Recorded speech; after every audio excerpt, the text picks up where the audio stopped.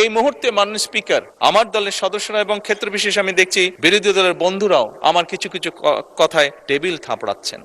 মাননীয় স্পিকার, এই যে চেয়ারটা আপনি দেখছেন, যেই চেয়ারে আমি এখানে বসছি আপনার সামনে মাননীয় স্পিকার, এই চেয়ারটি খুব কঠিন একটি চেয়ার মাননীয় স্পিকার। এই চেয়ারটি দেখলে মনে হয় বসতে খুব আরাম, আসলে মাননীয় স্পিকার মোটেও আরামের না।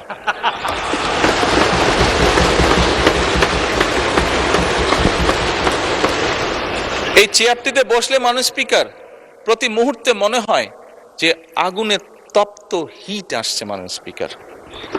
হাসার কিছু নেই, আমি যা ফিল করি আমি আপনাদেরকে তাই বলছি, মাননীয় স্পিকার, এই চেয়ারের থেকে উঠে দাঁড়িয়ে আপনার সামনে বক্তব্যে আমি হয়তো অনেক পপুলার কথা বলতে পারতাম, যেটাতে আরো অনেক বেশি তালি হতো মাননীয় স্পিকার, কিন্তু এই চেয়ার আমাকে বলে যে আমি সবসময় পপুলার কথা বলতে পারি না, আমাকে সেটাই বলতে হবে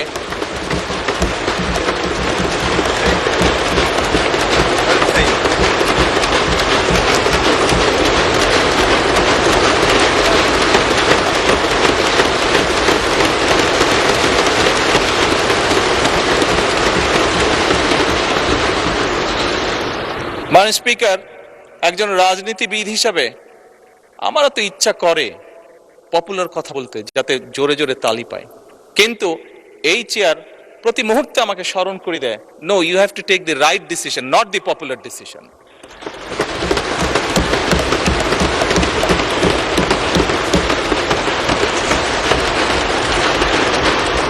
মাননীয় স্পিকার, আপনার মাধ্যমে আজকে এই সংসদের এই সবুজ চেয়ারে যারা বসে আছেন, আমি মনে করি আজকে বোধহয় আমাদেরকে সিদ্ধান্ত নিতে হবে যে আসুন আমরা পপুলার ডিসিশনে আলাপ করব না, আমরা আলাপ করব সঠিক ডিসিশনের ব্যাপারে, রাইট ডিসিশনের ব্যাপারে।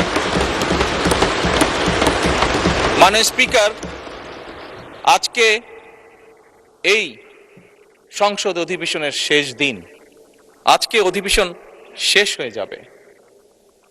আমার সংসদ নেতা হিসেবে আমার দলের সদস্যদের কাছে, বিরোধী দলীয় বন্ধুদের কাছে, সহকর্মীদের কাছে, সদস্যদের কাছে আমার অনুরোধ থাকবে যে আসুন আগামী অধিবেশন যেটি শুরু হবে সেখানে আমরা আলোচনা করব আমরা কত দ্রুত দেশে বিদ্যুতের সমস্যার সমাধান করতে পারি।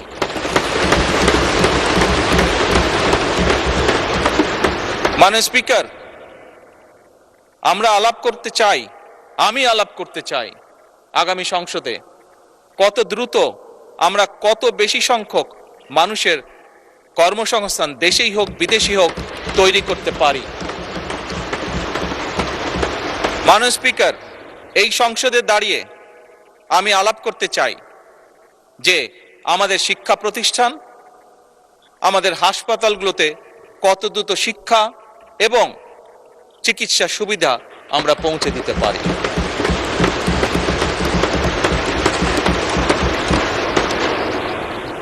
মাননীয় স্পিকার, দিনের কার্যবিধিতে আপনি যখন শুরু করেন, বিভিন্ন সময় বিভিন্ন সংসদ সদস্য বলে ওঠেন তার এলাকায় রাস্তা লাগবে, তার এলাকায় ব্রিজ লাগবে, কারো এলাকায় কালভার্ট লাগবে। স্বয়ং বিরোধী দলীয় নেতা ওনার এলাকার সমস্যার কথা বলেছেন। মাননীয় স্পিকার, আমরা যদি দেশের পরিস্থিতি স্থিতিশীল রাখতে না পারি, দেশে আমরা যদি অর্থনৈতিকভাবে শক্তিশালী করতে না পারি, মাননীয় স্পিকার, বর্তমান প্রেক্ষাপটে যেখানে 30 লক্ষ কোটি টাকার ঋণ নিয়ে এই সংসদ দেশ পরিচালনা শুরু করেছে, সেই দেশকে আমরা এগিয়ে নিতে পারবো না। আমরা যদি একটি স্টেবল গভর্নমেন্ট রাখি, আমরা যদি একটি স্টেবল পার্লামেন্ট এনশিওর করতে না পারি, মাননীয় স্পিকার, আমরা কোনোভাবেই এই দেশকে সামনে নিয়ে যেতে পারবো না। মাননীয় স্পিকার, এই দেশকে যদি সামনে নিতে হয় তাহলে অবশ্যই আমাদের উভয় পক্ষকে একসাথে কাজ করতে হবে। হ্যাঁ, বাংলাদেশে আইটি শিল্পের বিকাশ কিভাবে হবে এ ব্যাপারে হয়তো আমাদের মধ্যে ডিবেট হতে পারে, এ ব্যাপারে আমাদের মধ্যে দ্বিমত থাকতে পারে, কিন্তু বাংলাদেশের আইটি শিল্পের বহিঃপ্রকাশ হতে হবে। এ ব্যাপারে আমাদের মধ্যে নিশ্চয়ই কোনো ডিবেট নেই মাননীয় স্পিকার। সেজন্যই আসুন আজকে আমরা সিদ্ধান্ত গ্রহণ করি যে আমাদের আলোচনার বিষয়বস্তু হবে এই দেশের মানুষের ভাগ্যের পরিবর্তন।